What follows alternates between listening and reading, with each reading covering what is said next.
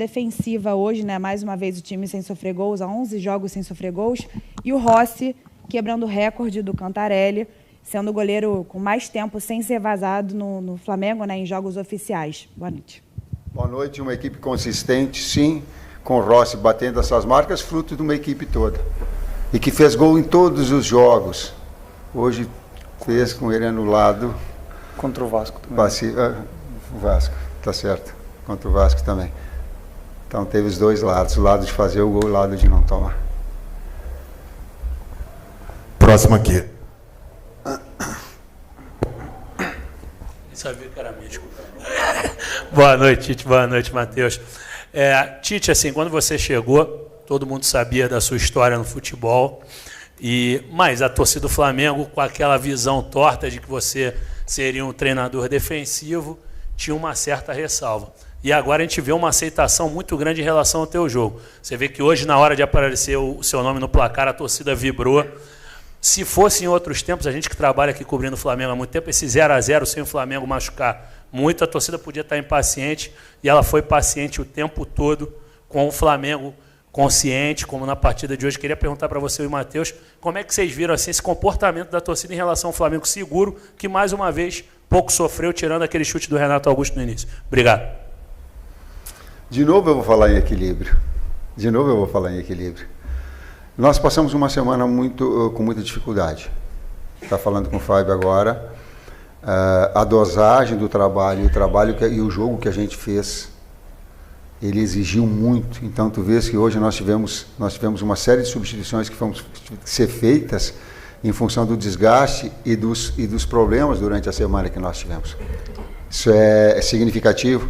E às vezes tira a finesse, o refinamento de uma jogada maior que de contra-ataque, porque o adversário precisava do placar, adiantava a marcação e dava espaços nas suas costas para ser aquilo que nós temos de qualidade, de ser agressivo, de ser vertical, né?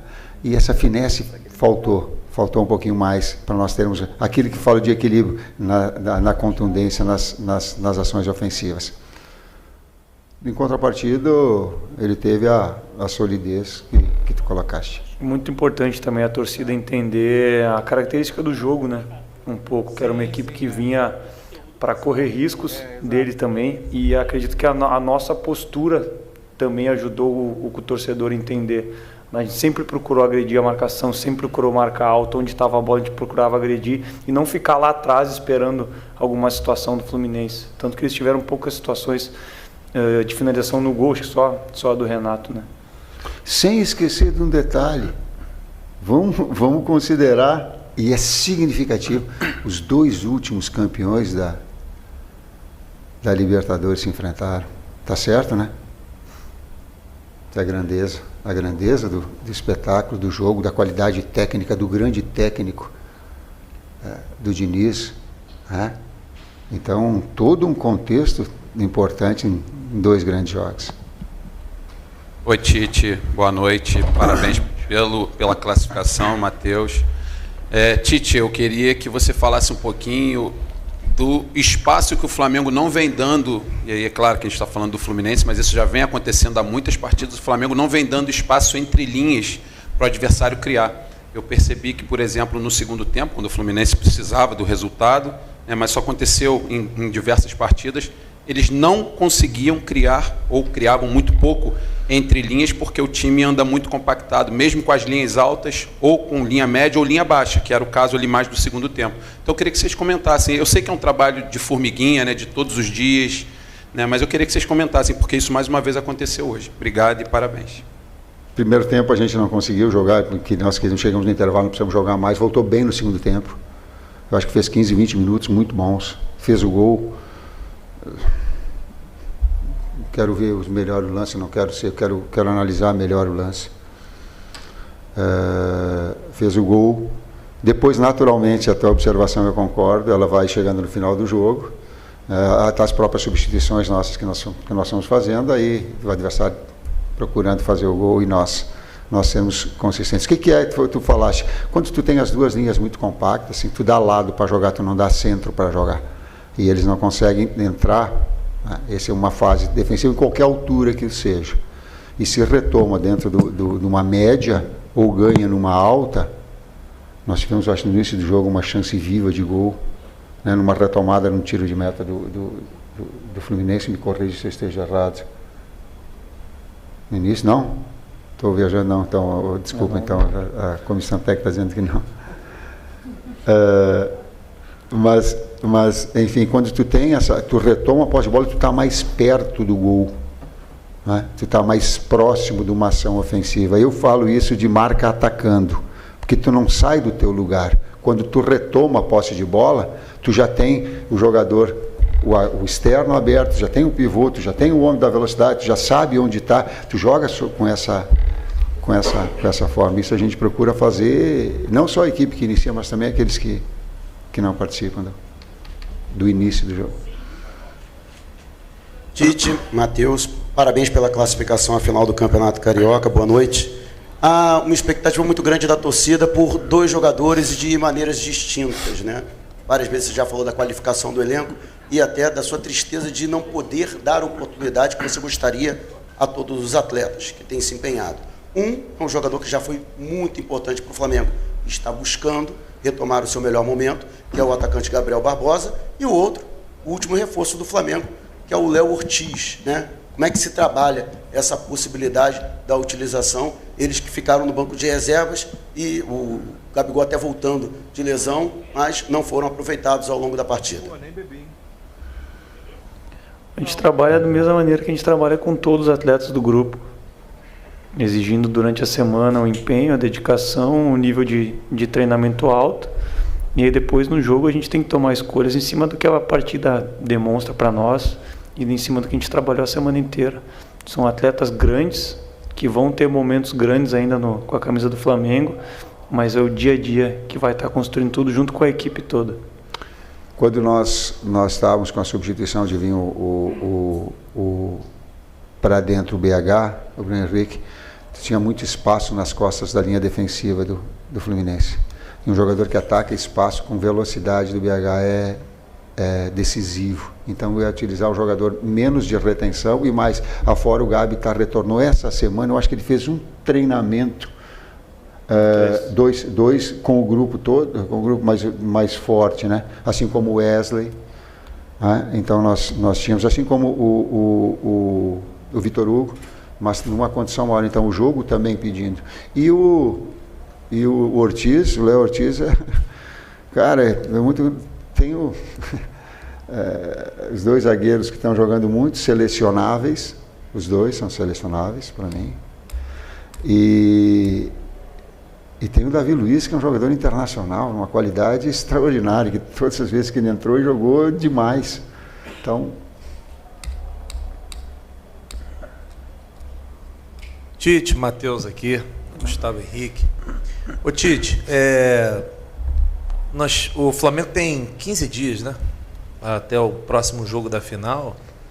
E eu achei que hoje o Flamengo teve uma atuação que conseguiu fazer a classificação. O Wagner, achei que não foi tão bem o hábito do jogo.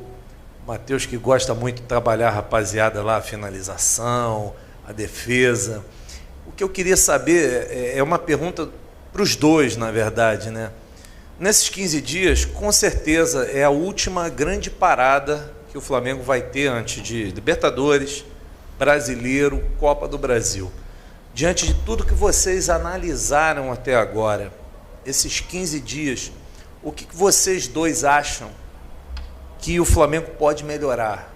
O que vocês dois acham que o Flamengo pode evoluir em termos de treinamento, em termos de um acoplamento melhor, de sistema de jogo, porque são 15 dias de trabalho. O que vocês estão pretendendo, o que vocês estão analisando para esses próximos 15 dias?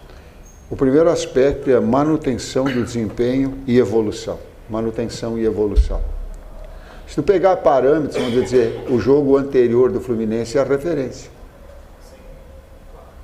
O jogo anterior, ele é a referência, ele tem um componente, não quero falar, mas da mesma forma que teve um componente físico, uma intensidade extraordinária do outro jogo, uma retomada dentro do campo adversário, essa semana a gente sentiu nesse aspecto. Justamente por esses jogadores, o Nico ficou um dia sem treinar, o O Eric voltou a treinar quinta. O Ayrton voltou a treinar quinta. É contextualizar isso tudo. A gente recuperou o Alan. A gente ficou 15 dias para dar a ele uma condição física, retiramos ele da coisa para ele ter um preparo físico para ter uma situação e ele apresentar agora. Tá? Então, esses componentes todos, da gente falar em termos táticos, a referência ao jogo anterior, em termos físicos é uma recuperação, eles são jogadores internacionais e estão em seleção também. Vou ficar torcendo agora para o outro lado para não machucar, né? Vou ficar assim, tu vai torcendo para alguém? Não, estou torcendo para não machucar agora. Completa, Matheus? Tá bom. Boa noite, Tite. Boa noite, Matheus. Parabéns pela classificação. Gostaria de saber agora sobre o próximo jogo, que será ou contra o Nova Iguaçu ou contra o Vasco. O Vasco sendo o melhor ataque, a melhor defesa, tirando o Flamengo. E o Nova Iguaçu, que é a nova revelação do campeonato. Eu queria saber qual é a diferença entre se preparar para um clássico, que seria, no caso, o Vasco, e a diferença de se preparar para a nova revelação do campeonato, o Nova Iguaçu.